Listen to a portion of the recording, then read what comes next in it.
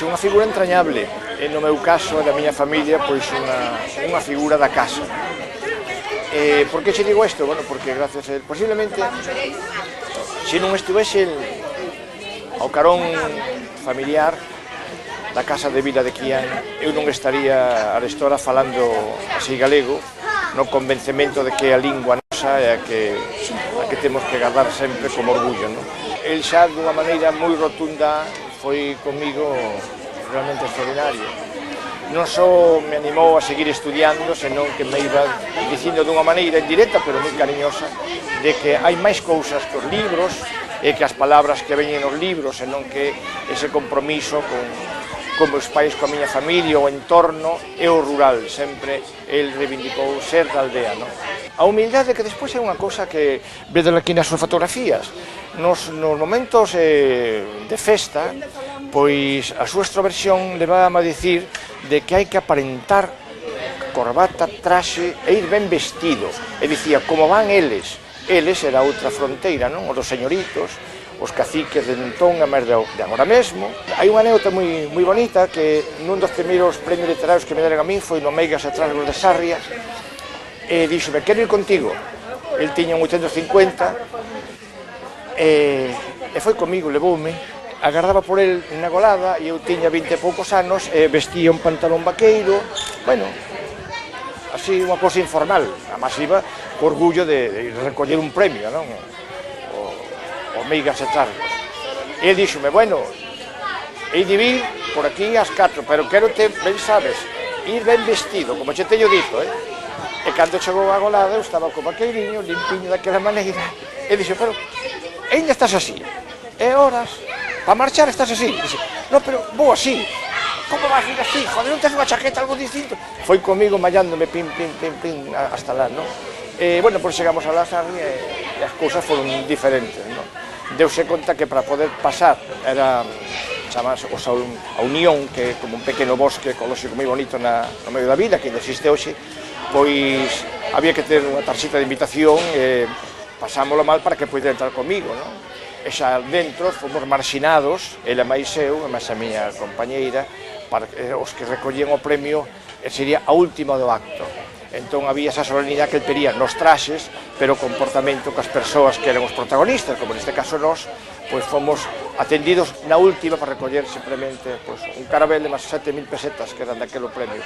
Cando retornou, díxome, viña, bueno, maldicíndonos e dicindo, non renuncia a isto, pero casi tes razón, joder, sei que vir aquí para estar contra as corbatas e os traxes e toda esta parafernalia, pero bueno, esta é unha ocasión fallida, pero no futuro tes que levar con orgullo galego dentro e fora de nós, non? E saber que somos tan capaces de vestir o traxe e vestir as botas limpas e as cravatas, que tamén falar galego como queremos que un día sexa. Esta xa é a foto del de sempre.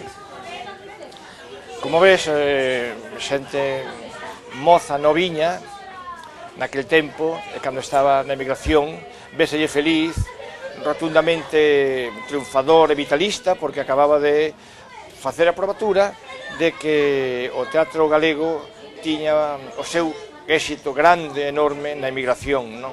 E se fora era así, soñaba ele, Maruxa Villanueva, a súa compañeira, que será na casa, non? E dai veo a súa frustración posterior. Aquí está este hórreo, recordo, eu falaba nun artigo outro día, recordo o hórreo, que era dun claro, pequerechiño, humilde, como ves, e está, pois, a súa nai, Ángela, además, o seu pai, o señor Jesús. Despois esta de abaixo está xa con Luisa, a súa segunda compañeira, a súa segunda esposa, que lle deu non só acougo, o acougo necesario por tantos defraudacións que tivo ao longo da súa vida, e senón que deu cariño, amor, viviron nunha casiña entrañable, e hoxe comparten o que el chamaba a cova, a súa cova. Este é a cova de Manuel Daniel Labuxán, Manuel Daniel Varela Buxán e a súa esposa Luisa García Santo André. E aquela estampiña que ves ali, pois ali estou eu, con poucos anos, tiña 21 ou 22, non sei máis ou menos. Está o meu carón, o tío Xanete, ese día era o día da festa de Cercio, era a Pascua de Cercio, estaba un día de vento, está o tío Xanete co seu cigarro, aire festivo, e aí bebes a min tamén facendo uso do que che dicía, esa cousa máis ben deportiva, sin dar trazas. Está Varela Buxán, Daniel co seu paraugas como caxato, e esta é unha foto moi bonita, ves? Esta é unha foto extraordinaria, porque marca tamén un pouco a simboloxía que el tiña, sempre amante dos animais, sobremaneira os cas, un que reconecín eu chamase Brigo, é o nome de Breogán, e paseando pola aldea, non? Os agros, aí seguramente vai po Centro Trigo.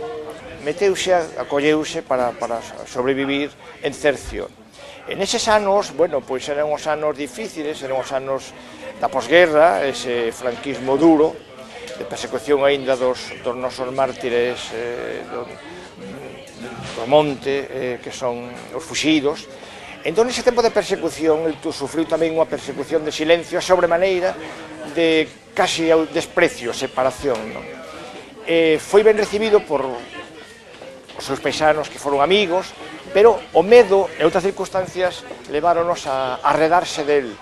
E ele foi perdendo ese contacto, ele tuvo que recollerse na casa dos seus pais que onde vivían nas Pallotas, e, bueno, despois a política de entón, naquela maledicencia que tiñan e aquela cousa, pois foi arredando tamén, e quedouse nun exilio interior que deu como resultado que a súa compañeira, Maruxa Villanueva, coa que soñara tanta grandeza para Galicia dende alá, pois tuveron as súas desavinzas particulares e separáronse. Mais exilio, Maruxa marchouse a Santiago e foi acollida pola Casa de Rosalía como guieira de visitantes, sobre todo recitadora, unha maravilla que teredes visto seguramente vos todos, cando recibía xente ali na Casa de Rosalía. E nunca, cando eu visitaba, que iba con excursións de nenos e de transmisión do instituto, sempre me daba un bico para Daniel. Nunca se esqueceron.